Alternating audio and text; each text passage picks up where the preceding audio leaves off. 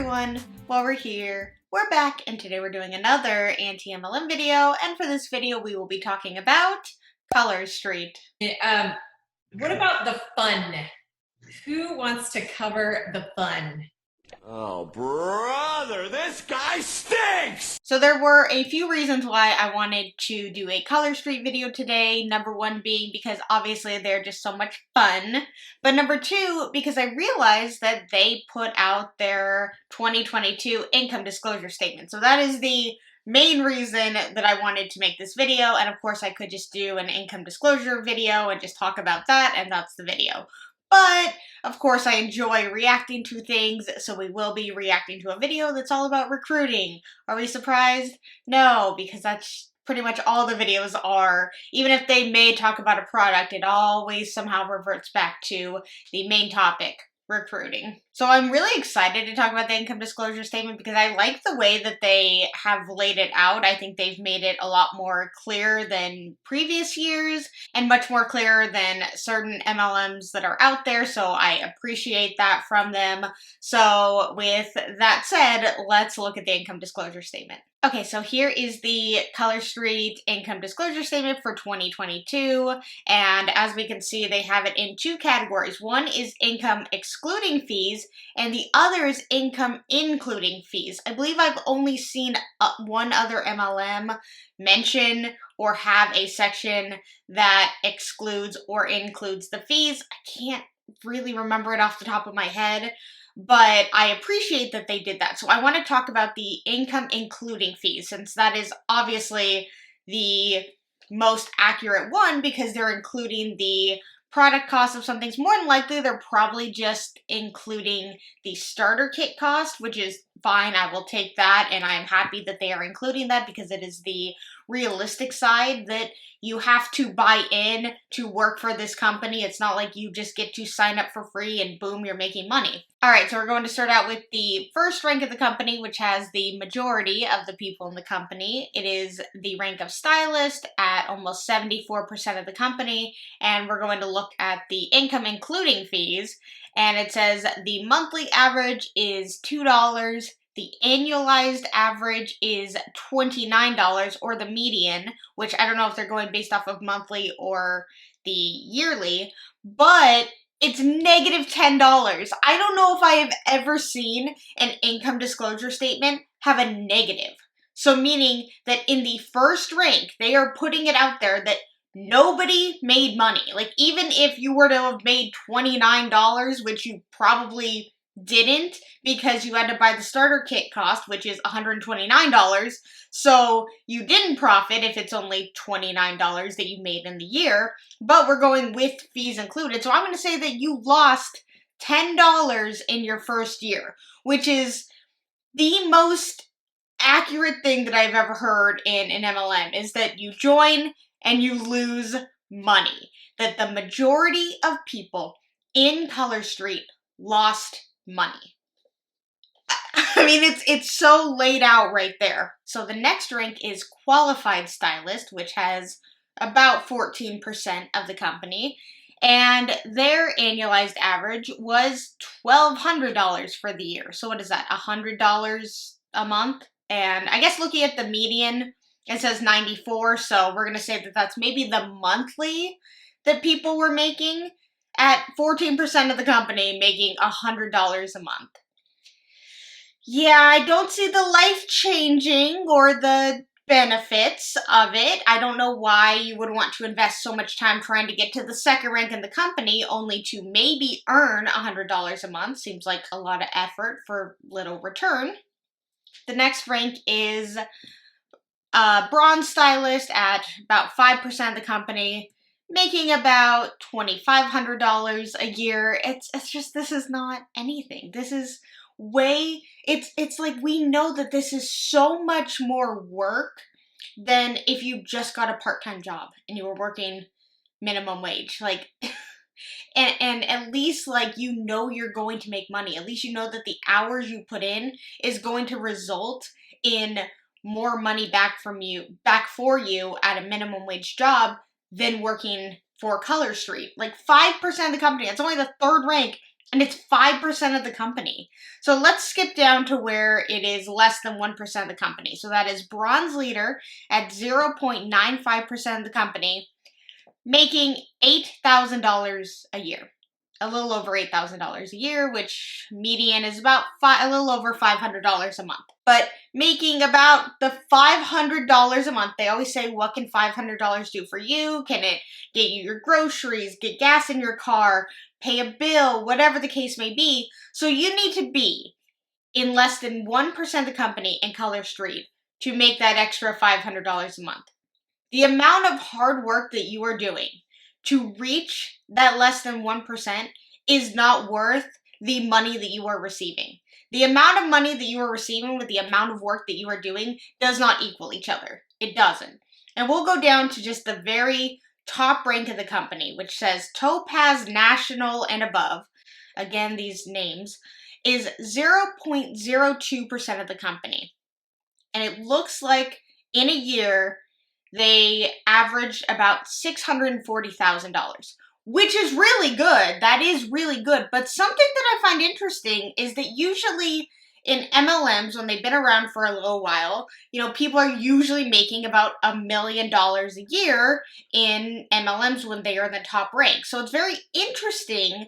I'm going to say this word very loosely, that they're making so little at the top rank. Obviously, that's amazing, and a lot of it could have to do with the fact that Color Street is more of a niche thing. Like, not everyone does their nails, not everyone specifically wants to put the nail strips on, and the nail strips are relatively cheap. I mean, I think they average between $10 to $14, and so I think maybe that could have something to do with it. Not saying that $640,000 in a year is anything to sneeze at, because, I would love to have that. But in the context of needing to be in less than 1% of an MLM in order to make that kind of money, that's not worth any time, effort, energy, any of that for me. All of the stress, all of the hard work, all of the money, all of the, did I say time? Because that's got to be an insane amount of time that you have invested to get to the top 1% of the company. And it's not like you were out there selling a bunch of nail strips that got you here.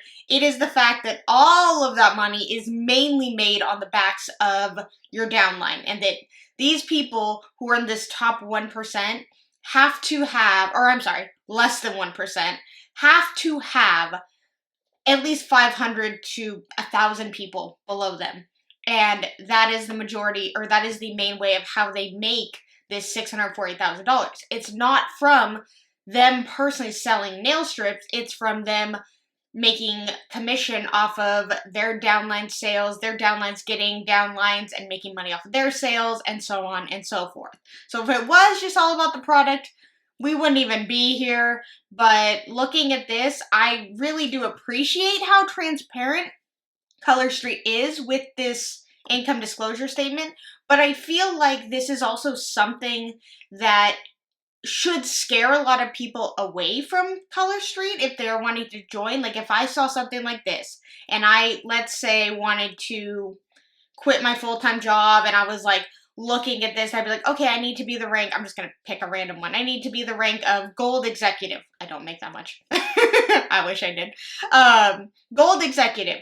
I need to be in 0.07% of the company. And of course, if I were to say that, I'd be like, to quit my full-time job, I need to be at this. And they would say, like, all you have to do is work hard and believe in the product and believe in the company. It's like, I can believe in things and I can work hard, but there is no guarantee, no matter how hard I work, that I will get anywhere close to that. Because it is all dependent on getting yeses from, too many people that I am willing to talk to.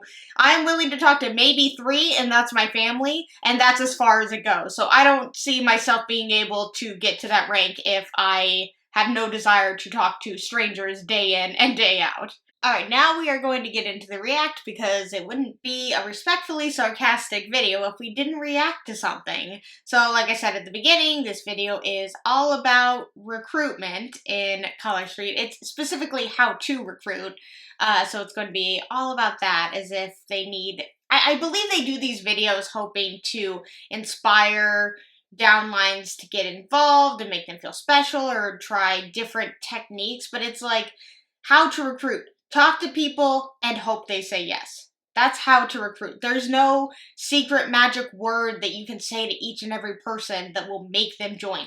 Because if that was the case, then those numbers on the income disclosure statement that we saw would be a little bit different. So if you guys like this video, please give it a thumbs up. And if you really, really like it, please subscribe. Make sure to check out my description below for all my fun links. I have links to my Patreon, my channel members, my anti-MLM playlist, my social medias, and an email that you can send content to, that if you ever find it while scrolling on social media that you'd like to see me react to, you can send it over there. Alright, and with all of that said, let's get started. Hello there, good evening. I'm excited to be here with you this evening. I will excuse my face just one time since I am joining you without putting makeup on my face because it's late at night. I just threw on some lip gloss. I decided to wear my resting witch face shirt because it just seemed appropriate, because when I'm not wearing makeup, I tend to get the RBF face a little bit going on. So we're doing RBW. Hello guys, when you pop on, let us know where you're watching from, and obviously that you're watching live. So I wanted to just open up this conversation tonight by saying that 8:30 on a Tuesday night, I am normally in a call with many people in this group. We do a Tuesday night leader call every single Tuesday. We've done it for about a year and a half. And I just wanted to extend that invitation to any of you watching right now. If you are an aspiring leader or you are a leader and you want to be on that call, message your sponsor and ask how to make that happen, because here in Vlog Stars, we acknowledge that leadership is based off of attitude, not off of rank. And I'm so glad you're all here to talk about one of my favorite subjects tonight, which is recruiting. I'm sure it is her favorite subject. I feel like it's a lot of people's favorite subject because they know that the more people that get involved in recruiting, then the more people that they can earn commission off of. Okay, so I am going to first talk to you about, obviously, you're going to hear all of the reasons why to recruit on this call here tonight. You're actually going to hear 5 key points. Our key points tonight are: 1, breaking down your recruiting barriers; 2, who to approach; 3, what to offer; 4, a systematic approach to making those recruiting conversations comfortable; and 5, a powerful one-liner. So most of the time in our Color Street comp plan, you're going to see recruiting called enrolling. I'm just going to share recruiting tonight because that seems to be the common language that everybody seems to understand. But what that means is enrolling, sponsoring, recruiting, it's all the same thing, but they will use other terms like sponsoring or enrolling because they understand that the term recruiting kind of has a negative stigma with it. That's the word I was going for. So I see why they try and call it other things, because you're like, oh, I'm only enrolling someone. Even though I don't think people think it that way, I think they realize once they hear that, oh, I'm just recruiting people. Yes, exactly. that we're paying it forward. We're ready to grow our business. So I'm excited to talk to you this evening. It feels like there was one other announcement I had for you this evening before we got started, but I can't remember what it is. So what I'd love for you to put in the comments right now is tell us what you were hoping for when you became a stylist. So think back, whether you just joined last week, whether you joined today, or whether you joined a year, 2 or 3 years ago. Hey, Jennifer. I want you to think about what you were hoping for when you joined. So if everything went your way and everything was perfect, what were you hoping for when you became a stylist? Money. Were you hoping to make extra money? Were you hoping to replace an income? Were you hoping to make some friends? Tell us what you were hoping for in the comments when you became a stylist. And you guys, tomorrow morning, I leave for home office, and I just finished my nails. I've really struggled not to pack my bags or what to pack for the trip or anything like that, but was what am I going to put on my fingernails? So I ended up not doing anything festive, nothing seasonal, and just went to my classic favorite mani of all time. So see if you can identify these shades also. Ooh, looks like I need to clean up a little bit right there, but if you can identify these shades, let us know that too, because it's just fun. Okay, so Jennifer was hosting for friends, extra income. Tammy was hoping to retire her husband. Julie was hoping for fun, friends, and extra income. Okay, so They really do use the word fun a lot in Color Street. Everything is always fun. you guys were hoping for a lot more than me. I think I was just hoping to sell a couple nail strips, you know, like I had no expectation. I wonder if she did that on purpose, because if you know, she said, what were you guys hoping for? Was it extra money? Was it to replace an income? So she put that idea out there first, like, was your reasoning for this? And then when they start, of course, saying that, she's like, wow, you guys were so much more ambitious than me. I just wanted to sell some nail strips. Something so simple. It's like, wow, you guys are so much, you know, more more ambitious than me and more goal-oriented than me. And it's to maybe make her downline, or I assume downline. I mean, if this whole call is about recruitment, I assume they are people on her downline. So to make her downline feel extra special, that they want to do so much more with Color Street than she ever thought. Wasn't sure how it was gonna go. Of course, it's great to make new friends, but I guess I wasn't even thinking that far. Diane says, I jumped aboard because a good friend said you totally need to do this. Yes, I would probably jump off a bridge too if that friend said so. I'm following, girl. I'm tracking. Okay. So let's hop in and get started. I want to preface this conversation by saying there is no magic script.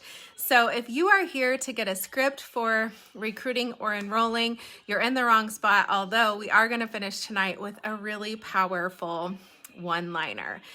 Isn't that kind of an idea of a magic script?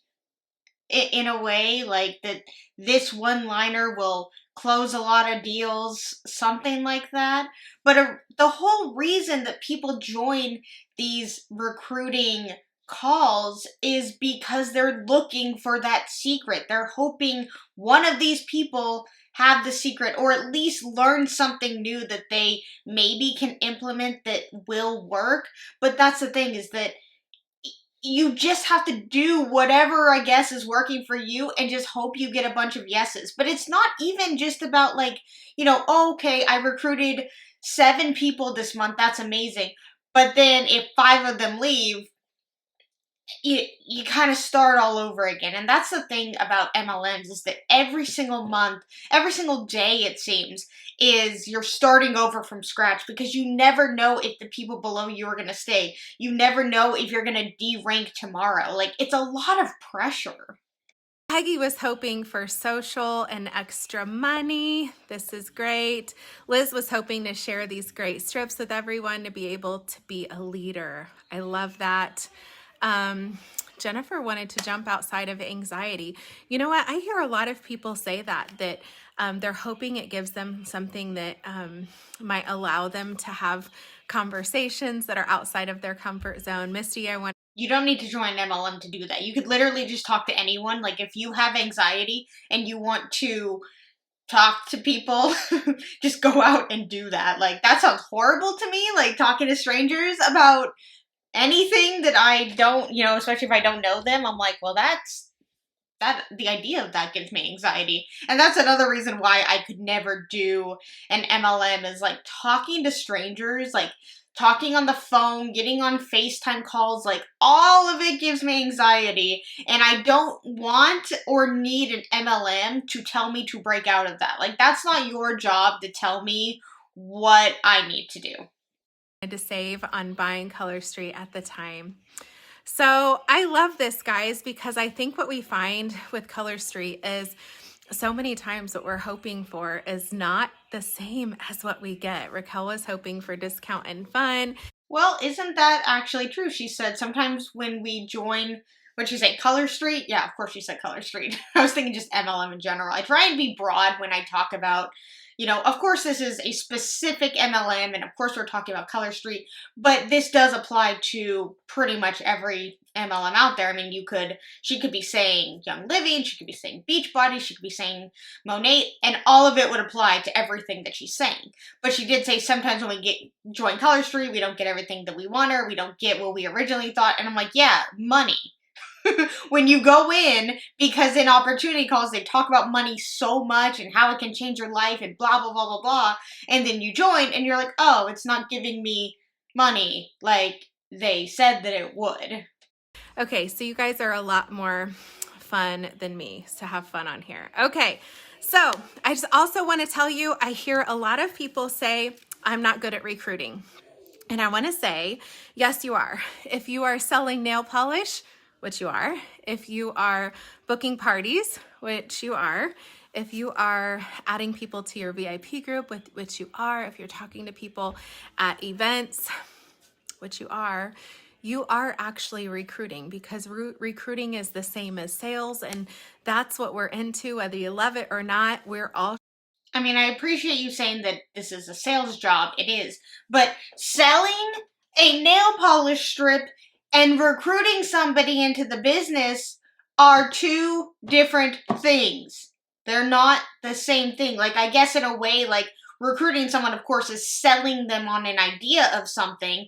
But if you are selling somebody nail strips, you never once mention the whole idea of them joining the business. You're selling them a nail strip. You're not selling them the business. Those are two different things. People may be okay with buying a nail polish strip, but they may be very, very not okay with joining an MLM. So you cannot say that the two are the same.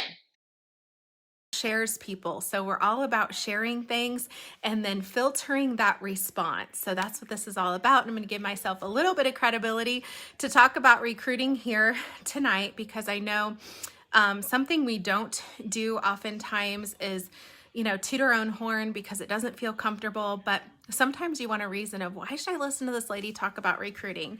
And I want to tell you that for nearly 30 consecutive months, I think this is 30 consecutive months, I've enrolled a minimum of 2 people every single month in my business, because there are 2 things that we are in control of, right? Our own attitude and our own effort. And so I know no matter what, if I enroll at least 2 people every single month, that my personal team is going to be growing by no less than 24 people every single year. So that's not actually accurate. You may have recruited 2 people in a month, and that's great. But if those same 2 people leave next month, or if you recruit 4 people in 2 months and then 3 people leave the next month, like, you are not in control on if those people choose to stay or leave. You are only in control of who you choose to talk to, I guess, is it, even though you will probably choose everyone to talk to, because there is not one person that if they decided to join, you'd be like, no, stop, I don't want you. That wouldn't be a thing. But you cannot say that you are guaranteed 24 people by the end of the year, because you're not. Because you are saying that all 24 of those people decide to stay? I doubt that. that's what I want to talk to you about right now, is just making this a regular stride in your business. So just like selling nail strips, just like bonus qualifying, those are things that we must do. And I want to shift this recruiting mindset to not something that's like, oh gosh, if only ever I could, or, I'm going to try, but it's something that we must do. But I'm going to talk about so many good things tonight. So let's just get started. So tell us this in the comments. When it comes to recruiting or fears associated with enrolling, what are you afraid of?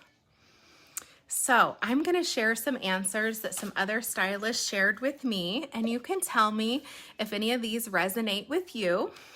You can tell me with your reactions, or you can tell me in the comments. So, fear of being pushy. Jennifer's on it already. Fear of the word no. Yes. Misty, feel of pressuring. Fear of alienating people. Failing my new stylist. Okay, so we have fear of being salesy. fear of being spammy, fear of being perceived as having ulterior motives, fear of not being able to lead them correctly. I like this. Fear of them failing because of me. Guys, these are pretty deep, okay? Fear of rejection. That was another one shared, which also shared here tonight. Fear of not being able to provide support. So these are kind of the same, failing my team, right? So we all have these fears. And we have an entirely separate training that we could talk about all night long about how fears aren't actually real. They're almost fallacies that we create within our own mind with no real evidence of such. And but that's an entirely separate training. So All of those things that people said they were afraid of are real fears. Like, you are going out there to be a salesperson, whether it's for the nail strips or selling the opportunity. So yes, you're going to come off as salesy with that. You may alienate some of your friends and family because you're so obsessed with trying to recruit or trying to just talk about it all the time on social media. That's a fear. That's a legit fear that genuinely does happen. What was the other fear? Just a fear of the word no. That's not a fake fear. That's a real fear. You hear no all the time. And if you're afraid of getting told no over and over and over again, that is a legitimate fear that probably will happen. we're not going to go there tonight. Tonight, we're just going to take these fears as they are. There's a lot of them. Okay, so now I'd love. Yeah, there's a lot of them, and it's the fact that there are more fears that will probably be a reality than the reality of hoping to get a real livable income out of this. For you to finish this sentence, okay? Because of Color Street, I am, or because of Color Street, I have. So go ahead and finish that sentence in the comment. And so now we're going to be putting Color Street on a pedestal, like, thank you, Color Street, for allowing me this, or this, or this, or this. It's always thanking the MLM, not the individual, for the hard work that they have done from selling the nail strips, from recruiting. I mean, even though I'm not for it, but hey, they've done it, and they've done what they're technically supposed to do in the job, so they should be thanking themselves, but instead they're gonna put the MLM on the pedestal for allowing them these things. And I am going to share some collected by stylists who I talked to before now, and stylists within our team right here in Flockstar, some things that they've said, okay? Because of Color Street, I have found myself. That's pretty powerful. Because of Color Street, I am confident with who I am and who I want to be. Jennifer says, because of Color Street, I have more confidence. Yes, girl. Okay, because of Color Street, I am able to feed my growing family. Come on, guys, add it in the comments. Melissa, I love this. Because of Color Street, you're more outgoing as a person. Misty, because of Color Street, I am out of my shell. Because of Color Street, I've met so many great ladies. Because of Color Street, I've been able to contribute to our monthly finances. Because of Color Street, I have found new lifelong friends. Here's another one. Because of Color Street, I'm no longer missing precious moments with my growing children. All right. Because of Color Street, I'm no longer struggling with postpartum depression. Because of Color Street, I'm now reconnecting with my community. Because of Color Street, I can spread joy. Love that, Julie. Because of Color Street, I talk to more people because of them complimenting my nails. Love that. Because of Color Street, I am having so much fun. Because of Color Street, I have made friends. Oh, Sophia, miss you too, girl. Because of Color Street, I have more friends. That was another one. I love that you're duplicating that, Myrna. Because of Color Street, I am a better mom. Because of Color Street, I am confident. Because of Color Street, I have less worries of having more month than money. Holla! Because of Color Street, I get to be home with my kiddos and have flexibility while still helping with the family income. You guys, all the feels, right? There was one more here. Because of Color Street, I'm living in my dream home. You guys. I mean, how much have we heard in opportunity calls, or when they are trying to recruit you? It's like they latch onto these things. Like, don't you want to be a stay-at-home mom? Don't you want to have this? Don't you want to have a community? Don't you want to do this? And now all these people have said, because of Color Street, I have this, this, that. Most of those things you can achieve without an MLM. But of course, and it's interesting because yes, of course you could thank your job for allowing you to have certain things in your life. Obviously, it's how we make money. We work, we make money, and then we go do the things. But most people are not thanking the company that they work for in this like airy, like dream-like state of like, thank you, Color Street. Oh, because of Color Street, I can do. It's weird. It's weird how they do that. It's like, thanks to Color Street, I basically can do things that I couldn't do before, but I guarantee that a lot of them maybe were doing it before, but they weren't thanking the job that they were in, because that's just a part of things. You know, you're just like, I'm so happy that I have my family in my life and I'm able to do these things. It's not, thanks to my job, I'm able to do these things. Of course, people do that and can do that, and I understand, but it's not in the same context as thanking the MLM like this superior being. It just is weird. This is all the proof that you need to combat every fear that you have ever felt. We are living proof of exactly what it is that you have to offer. Isn't that amazing? So you can read in the comments that truly you're a hope dealer. Oh my God. Look at all of this hope that we have to offer. So if there is anything that you gain from this conversation tonight. But dealing hope doesn't result in money. I can hope for things all the time, and somebody can say, hey, do you hope for this? I can offer that to you. I'm of course going to think, yeah, that's a scam. But I can want things, hope for things, but that doesn't lead to those things. Like, just because I join something and I do something, like even a job can't lead to all the things that I hope for. It's me who goes about those things, not the job that does it. And of course, even some of the things I hope for are not even realistic, I guess. I mean, I guess they could be. I don't know. What do I hope for? I don't even know what I hope for. What do I hope for? MLMs to end? I hope for that. MLMs to stop taking advantage of people and pay them a decent, livable income? That's what I hope for. I want you to know that if you are holding back because of your own fear, you're being selfish. And I know that can be a little bit hard and a little bit harsh to take in, but really think about that. If we're holding back everything that this company and this business and this opportunity has to offer because of our own fears, we're only actually being concerned about ourselves and our own feelings. So recruiting and enrolling is not about you.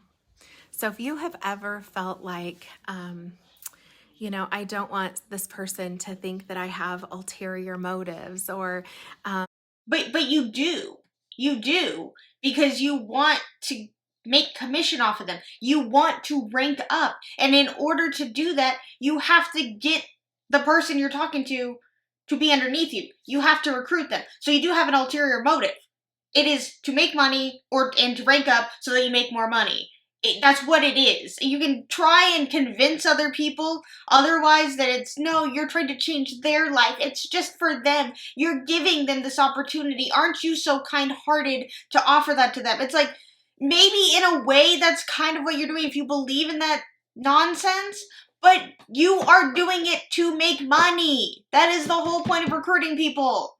Because if there wasn't a financial incentive to recruit people, nobody would do it. I'm afraid of being pushy. You have to remove that from your brain right now and focus on this hope that we have to offer other women, because we're not going to prophesy that future of being pushy or of being salesy. We're just offering hope. That's it.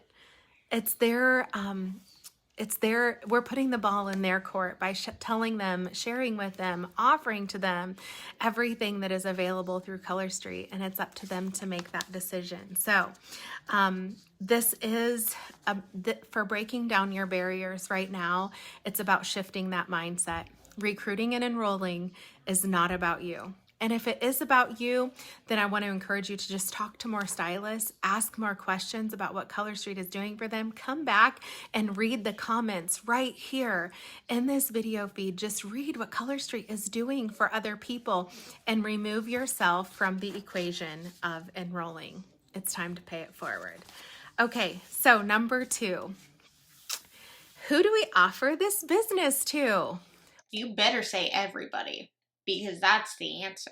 Well, it's going to sound really cliche to say, offer to everyone. This business fits every single person. But the reality is, it does. Every man, every woman, anybody who's able to become a stylist with Color Street has the ability to take something away from it. But we have to make it personal. We have to meet that person where they're at. So blankly just, going out there with a script or posting and praying, as we all know, it doesn't work. So let's just start this week with those people who are, how about you start with the top contributors in your VIP group, or those who you have colored 10. What if you went to every hostess in your virtual office and started offering to them? And if you're brand new and you don't have a lot of hostesses yet, start making that list. There is in Flockstars Take Flight, which is our group for brand new stylists, there is a document in there about how to start creating your master list with your dream team. And oh, there's a little floating fuzz. Sorry, not a squirrel, just fuzz. Anyway, there's lots of really great resources. So search this group for master list, look for the Franks list, and then mix up those Franks a little bit. Okay, so number 3, what are we offering? So we Apparently just hope. But of course, the most amazing, perfect, awesomest nail strips ever, which I personally disagree with. In case you guys are new, I did try Color Street, I don't know, a year ago? Maybe it's been over a year at this point. Would the card be here or the card there? I always forget where the card is. Is it here? I think it's here. I hope I'm pointing at the right thing. I'm trying to imagine it in as if I was watching it. I believe it's here. The card is here. Is the card here? I can't remember, but I'll leave it in the iCards, and you guys can see me putting them on, my first impressions of them. I wasn't very favorable of them, and it wasn't just because they're an MLM product. Sometimes MLM products can be good. I'm not gonna hate on every MLM product, but that one wasn't a huge fan of, and that's personal opinion. But also, even if they were amazing, I still wouldn't buy into them because they're part of an MLM company. We have 3 buckets in our business. That's what I want you to think about with our business. They're basically 3 buckets. There's an opportunity bucket. Those people. Interesting how you went with opportunity as the first bucket and not providing people with the best, most amazing nail strips in the world that could change their life and save them money at the nail salon. That should be the first bucket and only bucket. But no, opportunity bucket is the first bucket. Who want to be stylists, there's a host bucket, and there is a bucket for customers and referrals. And I want you to think of basically every single person that you encounter. You're just helping them to discover, you're not deciding for them, but you're helping them to discover which bucket they fit into. So don't make that decision for them. Allow that person to make the decision for themselves. Offer the hope. Lead with the greatest hope, which is our opportunity, and then fall back onto hosting and being the customer, preferred customer if that's something that you're offering. And then lastly, ask for referrals. So the biggest thing here is making sure we're always offering the opportunity first. This goes from all the way to our events, right? So we're doing these vendor events and it's so easy. Let us know in the comments, ladies, if you do vendor events, what is that statement that you generally say when somebody's walking by to catch their attention? And then we're going to see if we can shift that to leading with the opportunity. So basically it's in every single conversation that you have, all the way down to a compliment of nail polish, to an event, to anything that you're doing. It's leading with the opportunity first. And here's the thing. This is why leading with the opportunity works. First of all, it doesn't work to go in reverse, right? So if somebody doesn't want to be a customer, it's harder to ask them to be a host. I'm sorry, I'm going to get hiccups. Just a minute. Okay, so if somebody doesn't want to be a customer, it's harder to ask them to be a host, and then it gets super awkward to ask them to be a stylist, right? It just doesn't work that way. And then secondly, just because of the psychology of human beings, we're people pleasers, we want to say yes to people, so we have to offer in reverse. Opportunity first. If they say no, that's okay. We're going to offer them our second best opportunity, our second greatest hope, which is hosting. And if they say no to... Why would you offer somebody the opportunity of selling nail polish strips that they've never tried before? It just, and that is what they will do. They will say, it doesn't matter if they've never tried the product, offer the opportunity, and they can learn along the way. They can learn to love the product along the way. It just seems really weird to pay to work for a company, to get out there and offer the opportunity to other people when you yourself have no experience with the product or with the business itself. And it's like, wouldn't you want to have somebody on your team who has tried the products, who likes the products, who can sell these products, who can get out there and make you some commission since they're a part of your team? Wouldn't that be something you would want? I don't know. That we're going to offer them the product as an opportunity to be a customer. And guess what? If they say no to that, you can still ask the question, who do you know who polishes their nails? Or who do you know who's looking to add more fun? Who do you know who's looking to make friends? You can always ask for referrals. So you don't have to pay a $125 or $29 starter kit in order to make friends. I know that's crazy, or just to have fun. Let's go back here and hear what y'all are saying. Have you tried 100% Color Street nail polish? I love that. I give them a compliment to stop their stroll. Okay, great. So then after that, what would you say? Peggy, I compliment them about something. That's great. So, that is a really wonderful thing to mention, guys, is the compliments right there. And the reason compliments are so beneficial is because, one, it just helps that person to feel really good. And one thing that about people is they don't always... So notice how earlier she said something about like you don't have an ulterior motive. But yet you're complimenting someone in order to make them feel good so that you then can talk about the product that you're trying to sell or get them to join underneath you. So again, an ulterior motive with your compliment. You're not just naturally complimenting someone as they pass by. You have an ulterior motive to the reason you are complimenting them. Remember what somebody says, but they will always remember how somebody made them feel. And doesn't it just feel good to help other people feel good? So that's great to leave. Yeah, and I actually agree with that, because I would, if somebody complimented me, I would feel good. I'd be like, oh, thank you. And then they led into an MLM pitch, I would feel worse. I would feel worse than the compliment. So I may be like, oh, the compliment made me feel good, but then the MLM pitch made me feel worse. So thank you. You're letting me leave with feeling worse. Thank you for that. Lead with a compliment. So what if you're at that event and maybe you said something like, hey, have you heard of the Color Street opportunity?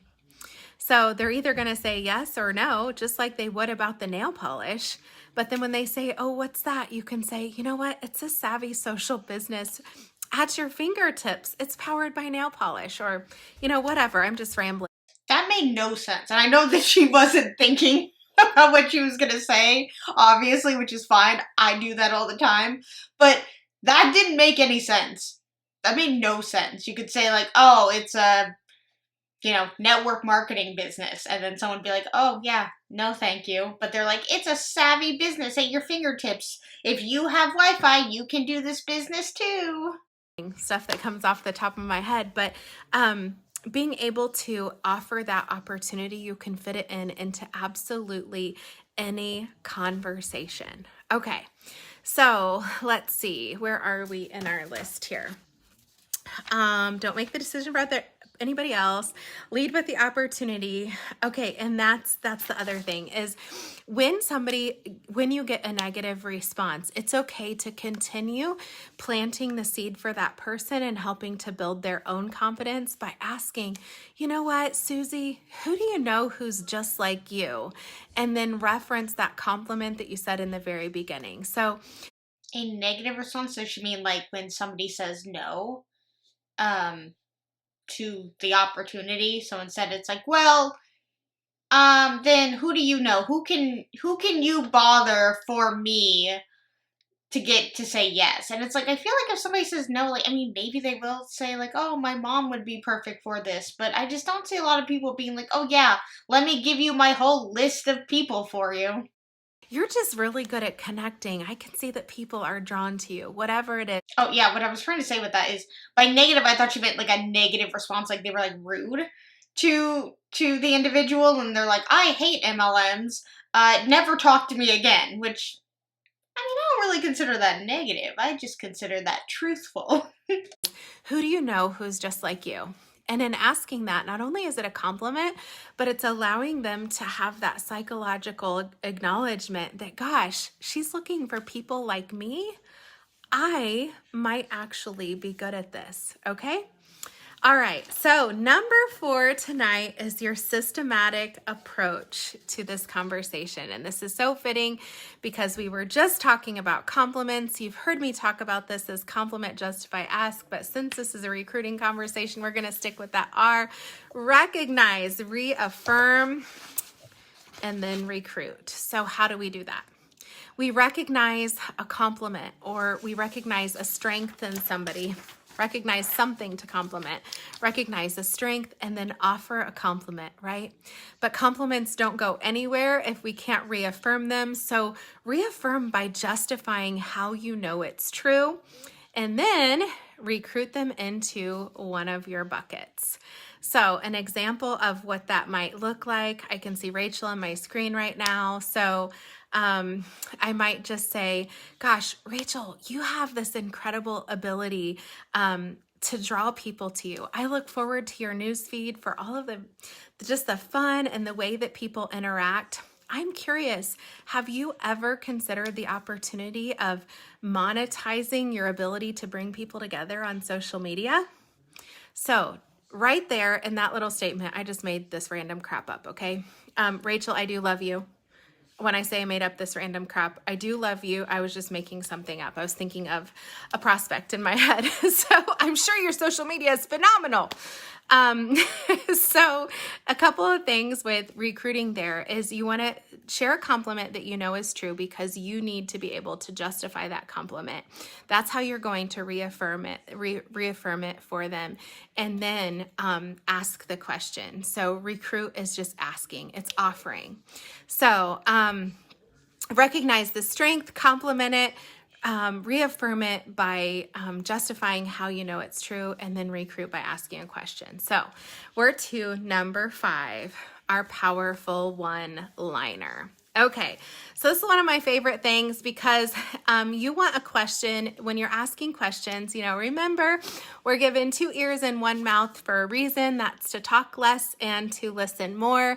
And the best way to make sure we stay in check with that is to ask questions. And the more we know about someone, the more powerfully we can connect with. And that's not an ulterior motive, that you're asking questions that you can then use later to hopefully get them to be recruited underneath you. Be like, oh, yeah, when you said that, you're looking for a second job, well, guess what? I have a great opportunity for you. And if this doesn't work out, at least you have some amazing nail strips along the way. You do have an ulterior motive when you're asking these questions, when you're talking to these people. There is an ulterior motive to it. Them on how this opportunity might work for them, or we can sometimes even help them to determine if it's a good fit or not. Okay, so your powerful one-liner is this. If you write down anything, write this down, okay, and put it somewhere where you can practice regularly. If you have kids, if you have a spouse or a partner or somebody that you're living with in your home, offer some things using this approach just so that you can get really comfortable with it, okay? So it's, I'm curious, if I could show you a way to blank, blank, blank, blank, blank, would you be interested in learning more? Or I'm curious, if I could show you how to blank, blank, blank, blank, blank, would you be interested in giving it a try for 2 weeks to see if it's a good fit? So those two questions, let's talk about them. I had a blank. Asking somebody to spend $129 into an MLM just for 2 weeks,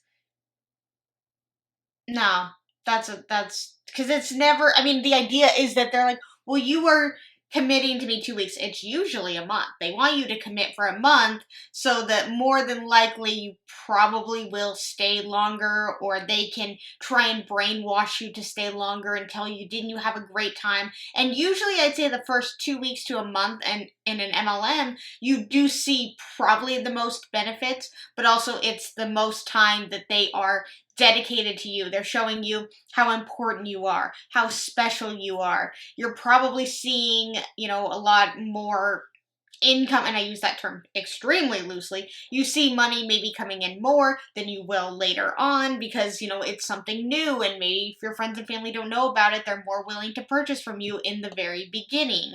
Or maybe other people in the team are willing to purchase from you to give you that high of making money off of these nail polish strips. They're really, bringing you in with open arms and loving on you. What is it? You. Yeah, I guess they do say they love on you. But they really make you feel special as a new individual in the MLM, in the team, so that you are probably less likely to leave because you're like, oh, this is what I've been missing. Also because they tell you, you've never had support like this. You've never had love like this. You've never had anything like this before, and you're never going to find it on the outside, so you may be more willing to stay. Blank, blank, blank, blank. And that blank is filled in with what's in it for them. So this is your final question. A lot of people say, gosh, I just can't get so-and-so off of the fence. I know she's perfect for it for this reason, this reason, this reason, this reason, but they're just stuck on the fence. I don't know how to get them to just make that jump. This is a key question, guys, to help get them to take that leap of faith. I'm curious if I could show you how to blank, blank, blank. Would you be interested in? I thought that the one-liner was going to be a much better one-liner than I'm curious if blank.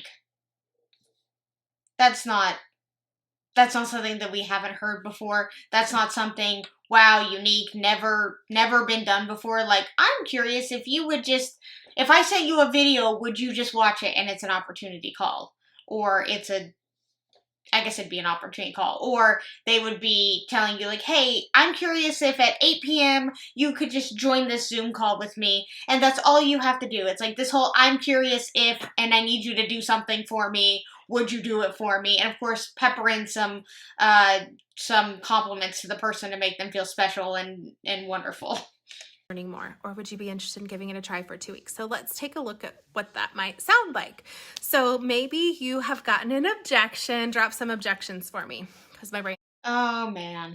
Now, all the objections when we know their reasons. It's like, I don't have the money for this right now. I don't have the time for this right now. It's like, oh, well, we all find time. We all have the same 24 hours in our day, and we find the time for it.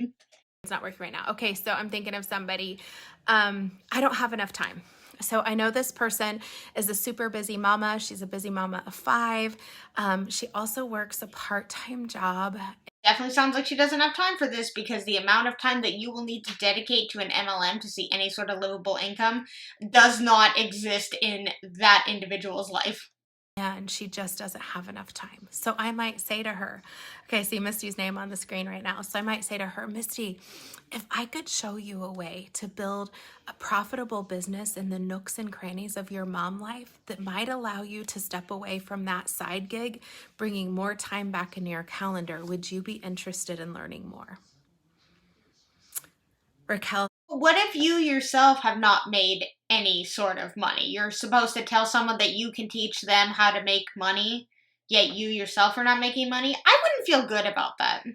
Says, I don't know enough people. So maybe this one would be, gosh, Raquel, if I could show you how to plug into a duplicable system and expand the number of people that you know so that not only do you know more people, but you have more friends, would you be interested in giving it a shot for a couple of weeks to see if it works?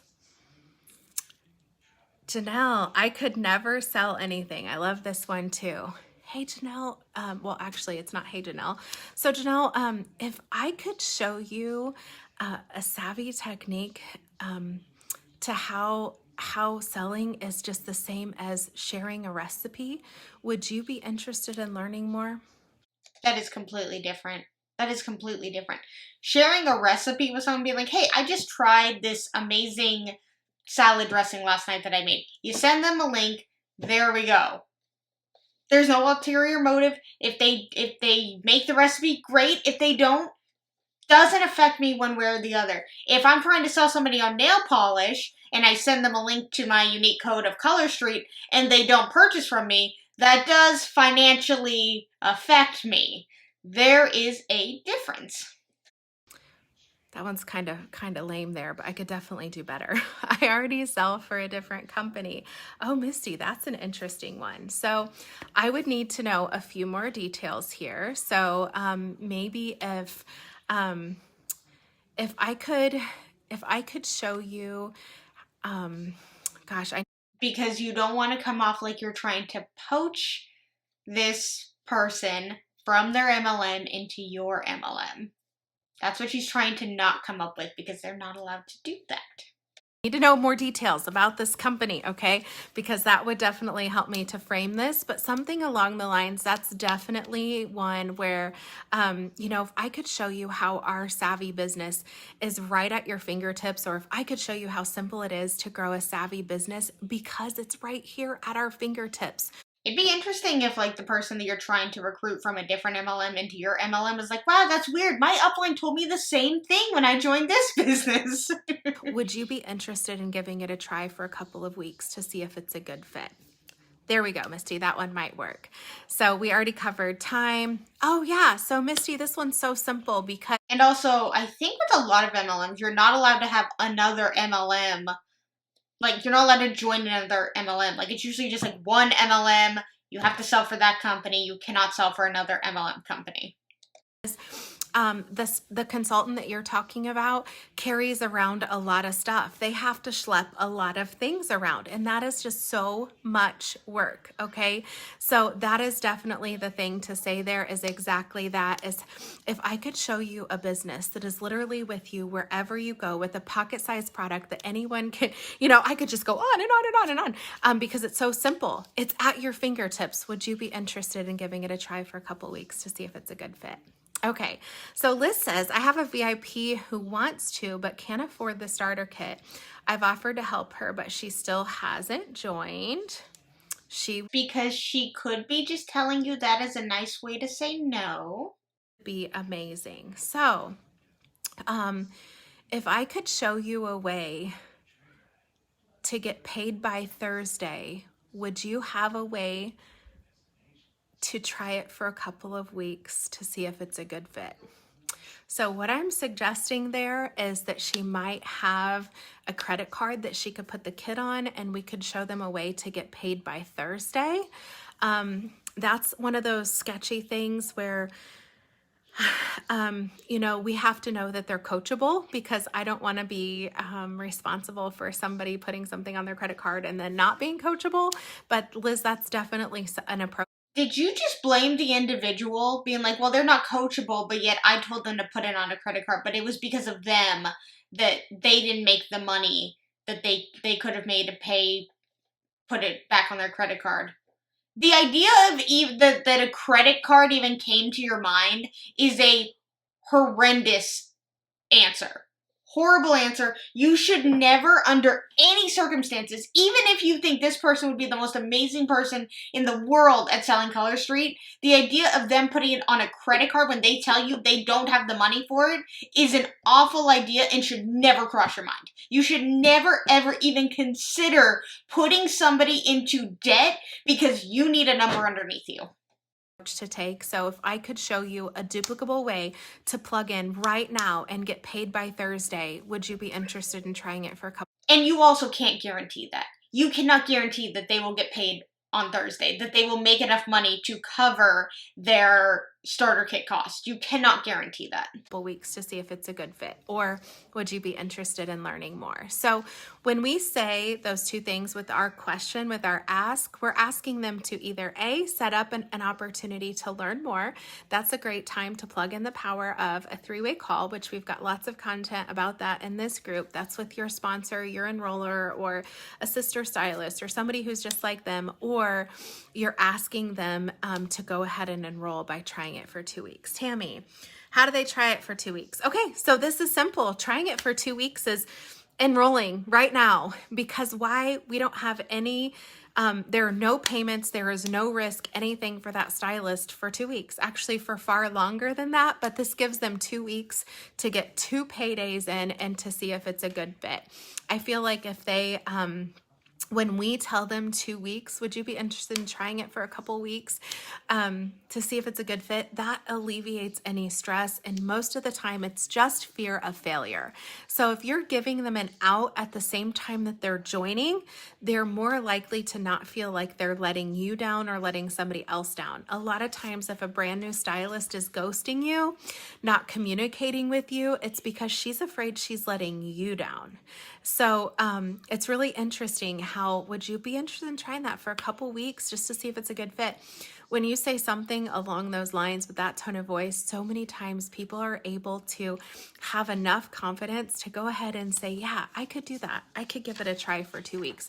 I don't really have any expectations, but I'll give it a try for 2 weeks. What do I have to lose? You know, they're getting a great kit, that kind of thing. So great question, because I didn't actually share that in there. So, right, just remember that when you're filling in the blank that you're filling in is always what's in it for them. Keep in mind that enrolling and recruiting is never about you. So if you're allowing your fears to hold you back, stop being selfish right now and read the hope that we're providing to other people.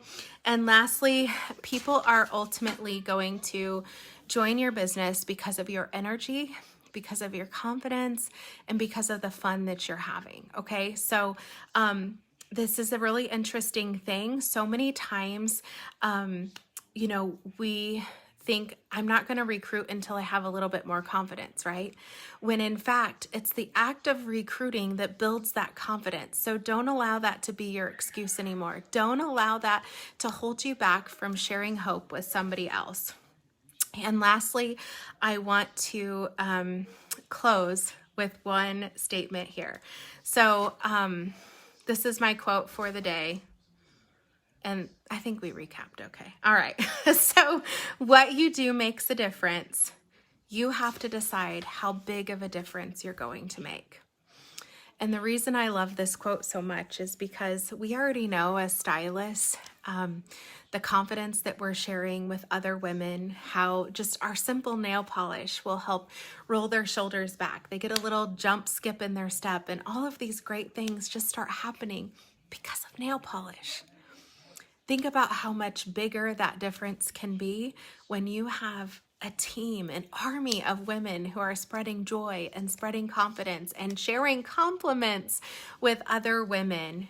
And just think of the magnitude of the impact that you could have at that point. So thanks so much for joining me tonight, guys. I hope we covered well how to break down your own barriers by shifting the mindset to it's not about us and our fears, it's about them and the hope that we have to offer. Who to approach, because my goodness, I can't think of anyone, honestly, who isn't a good fit for Color Street. What it is to offer, don't forget your 3 buckets and always lead with the opportunity bucket first. then don't forget your systematic approach. It's compliment, justify, ask, or recognize, reaffirm, and then recruit. And then your powerful one-liner. If I could show you a way to blankety blank blank blank, would you be interested in learning more? And remember, the blank is filled in with what's in it for them. So thanks so much for joining me, guys. Have a super awesome week. Good night. Bye, Color Street lady. So at the end there, she said something about the team and being, you know, just like complimenting people. Are they aware that you can give people compliments without being in an MLM and without doing it so that it leads to talking about something in the MLM? I think it's more complimentary to compliment someone when you're not doing it hoping that it leads to something else. That you are genuinely just saying, hey, I like your hair. Hey, your shirt is pretty. Hey, your shoes look amazing. You know, something like that. Like just complimenting somebody naturally as you walk by them in a store, on the street, whatever. Just a quick compliment and they're like, oh, thank you. And goes from there. But in an MLM, it's like, wow, your hair looks amazing. I sell a shampoo that would make your hair look better, though. Like, it's always like, that's the thing, is that it's like a compliment, but yet then they insult you in a way. Not saying that Color Street does that, but it's like, oh my god, your nails look pretty.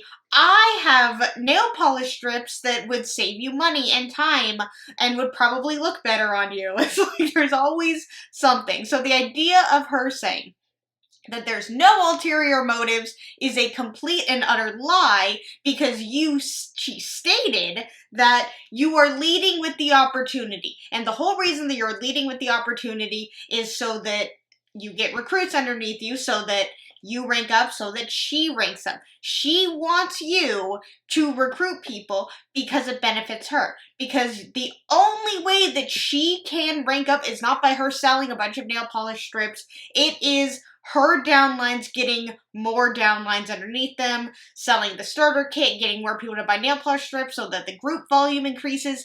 This whole call was not, I'm doing this to help you guys because you asked me how to recruit and I'm giving you all this amazing advice. She has an ulterior motive because she wants you guys to recruit. She wants the people in her team to recruit. The idea that in an MLM ulterior motives don't exist is the biggest bunch of lies I have ever heard. Alright, you guys, I hope you liked this video. I hope you had so much fun, and if you did, I would really appreciate if you subscribed. It helps out my channel, same with liking it.